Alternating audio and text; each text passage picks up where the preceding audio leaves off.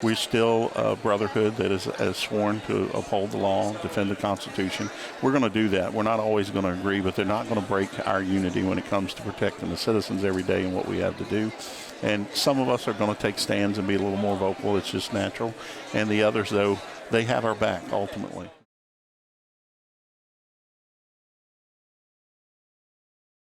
We are joined today on the Daily Signal podcast by Sheriff Chuck Jenkins, who's a sheriff in Culpeper County. Sheriff Jenkins, thank you so much for being with us today. Happy to be here. Well, you have a colleague, another sheriff, who was sued for not cooperating with ICE. Can you tell us a little bit about what happened there?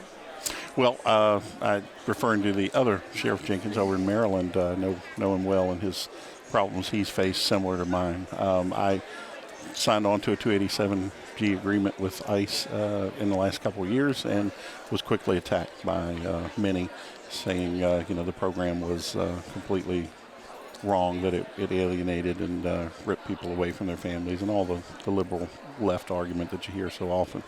I faced a ACLU lawsuit, as well as local citizens that also took a suit to court as well.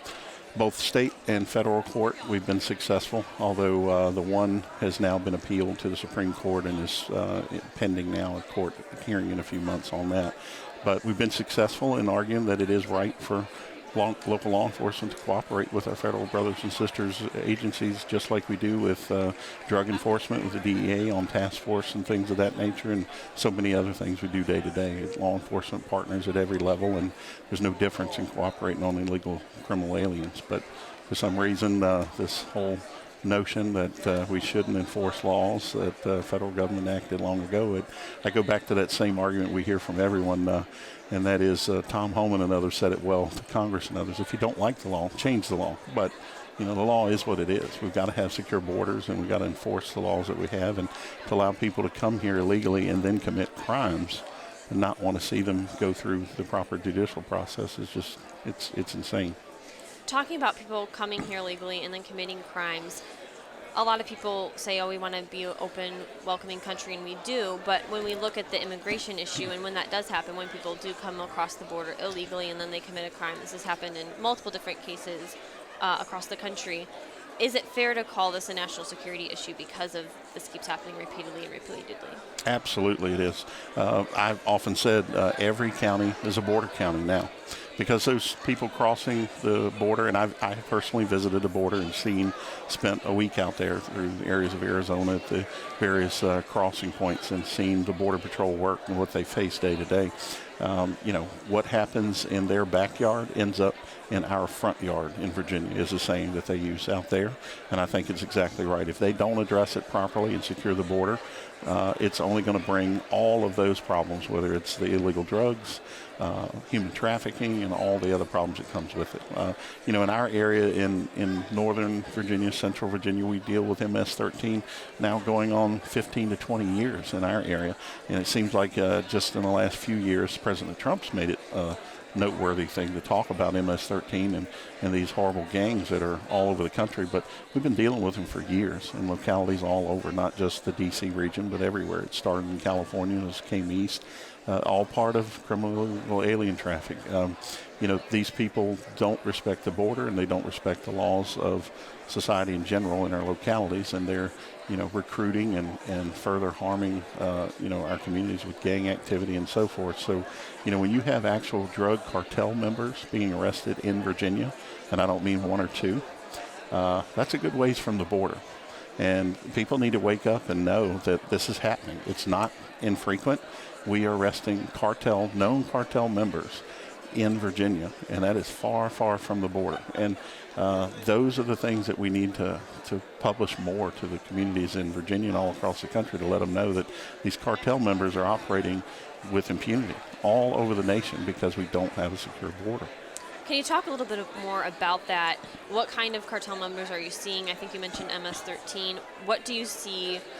What kind of action from drug illegal traffickers in your county are you seeing? And then what do numbers look like? How many of these kind of incidents are you seeing at a time?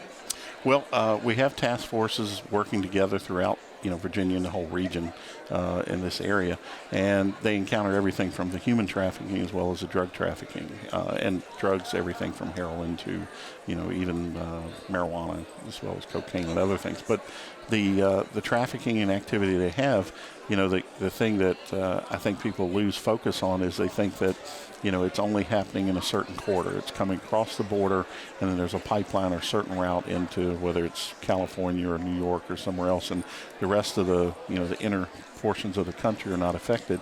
And when it's Southwest Virginia region and North Carolina, Virginia border areas, not the D.C. region of Virginia, that's being the location where we're arresting as many as 12, 15, 18 cartel members in Virginia, that speaks volumes. And, I can't go into great detail of, things that are ongoing investigations and certain things that could be compromised, but that just should give a little bit of an eye-opening to people who don't think that those things are going on. They really are here at any given day. Speaking of MS-13 specifically, I know Maryland has had multiple issues where they've dealt with MS-13 members and had arrests and crimes happen there. When it comes to Virginia, what does the situation look like there, and are you seeing MS-13 as a reoccurring problem in your state? It has been as early 2000s in Culpeper. We're a rural community 75 miles southwest of D.C., certainly not an urban area. We're a bedroom community. But we had not just a bedroom community of government workers community in Northern Virginia and D.C. for normal legal employment. We were housing in literally $500,000 homes in new subdivisions in Culpeper. We had clique leaders of MS-13 living in our community in Culpeper in the early 2000s, commuting to Fairfax, Arlington, and Northern Virginia areas to run the gangs that they had of MS-13. And that is a fact. We shut them down with the help of the Northern Virginia Drug Gang Task Force back in the early 2000s. But when I'm talking in 01, 2, 3, 4 years of time period, that's long ago. And I can, you can assume without me even giving any details to how that may continue on or spread to other regions in the years since then. We attacked it really hard. We got grant money for specifically for a gang prosecutor in our office. And I'm talking about a community that's not very large. We're not a Fairfax or an Arlington or Alexandria, but for that type of an impact and us needing to devote those resources, it speaks volumes for the problem and how long it's been going on. And we're talking about something that's 15 plus years ago. It's certainly not improved as far as our border has not gotten much more secure until President Trump took office. And, with the pushback he's gotten all along, he's still pushing hard and making it more secure every day. But we still have an open, when you have a porous border that we don't know who's crossing. It could be terrorists, it could be, illegal gangs and so forth. But the human toll it takes on people, the victims traveling across that border or that are not talked about. All you want to hear about is, they're ripping babies from mothers' arms and so forth. Fact is, law enforcement does that every day. If my officers arrest a person in a car that has children in it and for DUI or something, they're not going to take the child with them to a jail cell when they go to jail. They are separated. And our Border Patrol does an amazing job every day on that border and doing what they do, risking their lives and trying to take care of these people that they have to take into custody and then turn right around and release them in this revolving door system. It is beyond frustrating for them. The work that they do every day is commendable, but it's time America realizes the danger. And I'll just throw this out. Right now, all you're hearing about in the news is coronavirus. Do you ever think how many people, we're so concerned about testing people at airports, shutting down air travel, blah, blah, blah. What are we doing about the people coming across the border right now? Just imagine if that border was secure completely as the president wanted. Maybe we wouldn't worry about that being one of the opportunities for some of that dangerous virus and other things that are coming across the border to harm us. I think it's a bit insane right now what they're doing. They're scrambling to protect us from all these other avenues in when we have the most open, porous border in probably any civilized country in the world that is wide open to anyone to come in and bring anything to harm us they'd like. Well, you mentioned how some on the left are talking about the immigration problem, but all of the discussion is focused on children that are being separated from their parents, Yeah. and it's all focused on that versus what you've talked about, how a couple of years ago, 10 or so years ago, you had a huge MS-13 problem in the Virginia area in Culpeper County where you're at. Why do you think it's taken so long for us to, number one, talk about the immigration problem that we have, and number two, why the conversation when it comes to the left is so vastly different from what we're talking about on the right when it comes to law enforcement, keeping society healthy, not letting illegals, harm American citizens? Why is there such a disparity, do you think? I think you can get the information best directly from sources like border sheriffs and Border Patrol themselves of, where the money flow is and so on. But I don't think it takes anyone too much imagination to consider when you're talking about the cartels, for example. They are so wealthy. I mean, they literally are comparable to another government throughout the world. That when you look at their weaponry, their soldiers and others they have to use for enforcement and so forth, they rival the Mexican military and Mexican government, and that's why they see the problems they do.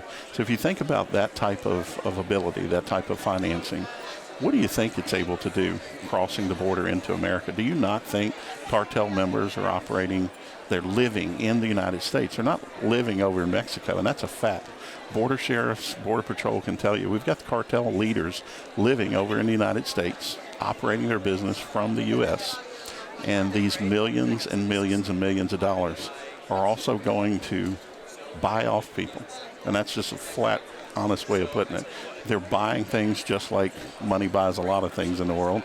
And I'll just leave it at that as far as the agenda of this left-wing bunch that we've got from California to other areas, or even in Congress. We see the ridiculous policies that they try to implement and to push back on the president and his agenda. Because if the president is successful, that's going to deeply impact the wallet of the drug cartels, as well as a lot of others that are funded by that money. So I know I'm saying a lot more than others will say, because I'm just a sheriff from Virginia who's talked directly with those border sheriffs and the Border Patrol, and I've heard the firsthand stories and nightmares, and I've seen more information than probably a lot are privy to, but they can't speak on it. But I can, because hey, I'm not the one firsthand involved in it or dealing with these people who have been literally bought off. So I'm just saying what no one wants to talk about in a lot of the media, and that is we've got to look at it for what it is. Why are these people so invested in getting illegal aliens the ability to have photo IDs and driver's licenses and the opportunity to vote when we know they're not U.S. citizens, and sway elections and put the people in power that can continue that same system we're dealing with all over the nation now? And it's all part of that ideology and that agenda that they have to keep pushing us further and further left. And that's one reason that, in Virginia, for example, we just swung left with this last election in our legislature. Things like a Second Amendment, they've come full out, hard as they can against the Second Amendment, and writing the most insane restrictive bills we've ever even thought of in the entire country. And people such as myself have decided, we've got to take a stand and push back. And that's what we're doing as sheriffs in Virginia and all over the country now, because in a way, we're maybe that last line of defense to push back on some of these that have such strong agendas they're pushing through, illegal immigration or 2A and other subjects. You mentioned how your colleagues in law enforcement, other sheriffs, are speaking out. Are any of them intimidated because of how the media treats them? How do they find their voice and the courage to speak out when it's such a volatile atmosphere? Whenever anyone does speak out, they're labeled as hateful or unwelcoming or something of that nature. Well, I understand, and I will say the majority of sheriffs that I know, they are somewhat reluctant to speak out maybe the way I do. And I'm not saying that we all agree on my approach being the only one or the best one, but each sheriff, I will say, as hard as that left-wing group has tried to split and fracture the unity that we as sheriffs, chiefs of police, and others have in law enforcement, they haven't been successful yet, and they're not going to be. We're still a brotherhood that is sworn to uphold the law, defend the Constitution. We're going to do that. We're not always going to agree, but they're not going to break our unity when it comes to protecting the citizens every day and what we have to do. And some of us are going to take stands and be a little more vocal. It's just natural. And the others, though, they have our back, ultimately. They really do. They're standing in the shadows, maybe not as vocal as me or some of the others, but they're there solidly understanding that the fight for Second Amendment or the criminally illegal alien issue, these people are sickened just as I am to see people who have been deported 2, 3, 4 times coming back here, committing crimes, or just simply driving down the highway drunk and killing innocent citizens all the time. It happens all the time in jurisdictions all over the Commonwealth. We see it. So those sheriffs, chiefs of police, and others, they're sickened by it, and they're fed up, and they want something done as well. And depending on the role that they play, like chiefs of police, they serve just under city councils and can only be so vocal. But we're all unified in the fact that we want our community safe, and so I just happen to be one of the voices that's speaking up on these subjects. But there's a lot of unified voices behind me that are speaking out and saying the same thing, maybe not to the same degree as all.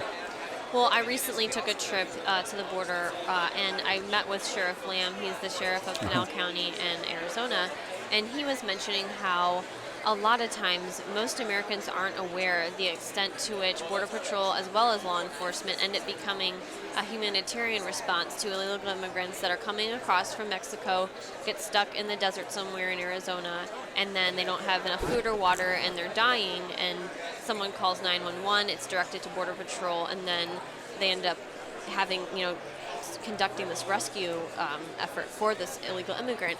Can you talk a little bit about, your perspective on the humanitarian angle, and as well as how Sheriff Lamb, he had mentioned that a lot of times the Border Patrol and even law enforcement are vilified for the work they do, but people aren't aware of there's a really strong humanitarian work that they do that most people don't know about.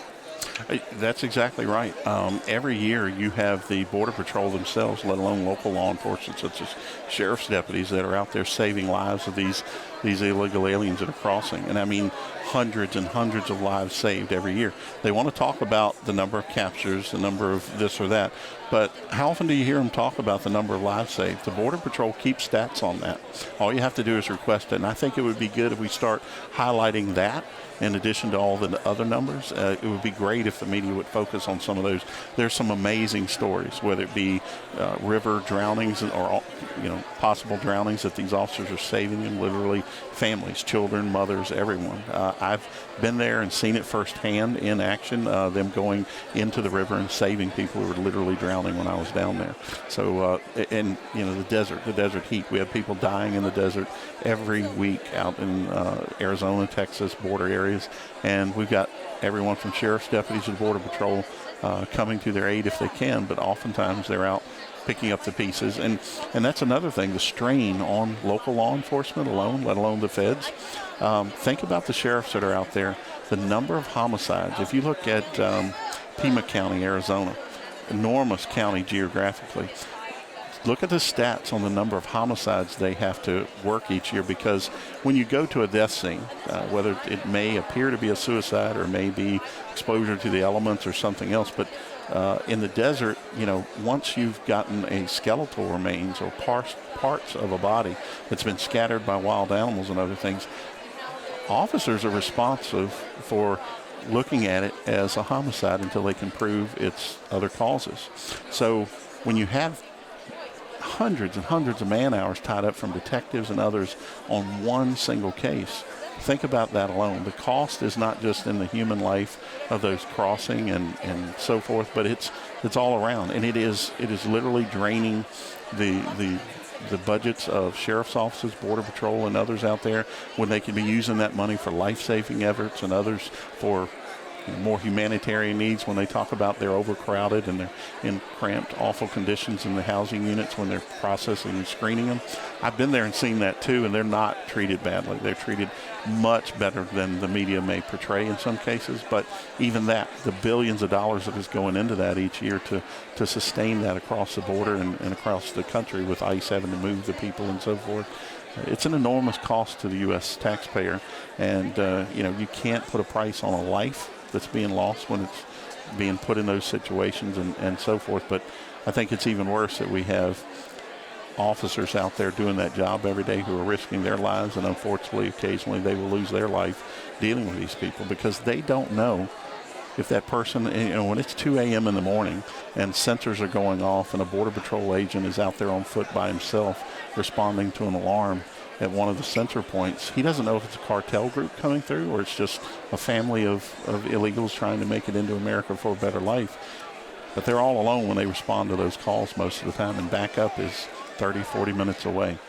The average American doesn't know that, and we need to highlight that more. The good work they do, the dangerous work they do, and understand they need a break because they've been vilified far too long for the good work they're doing, just trying to keep America safe. Well, looking ahead, one of the big landmarks that was reached in January, President Trump announced that the 100th mile of border wall construction had been completed. But looking forward, that's great progress there. What suggestions, or in your mind, what do you think Congress should do to address the immigration crisis? What further steps could they take? Well, the border wall is, first and foremost, people want to say it's a wall. You can call it a fence, whatever. It doesn't stop the crossing of the border. It slows it down so that agents can respond, take them into custody, and so on.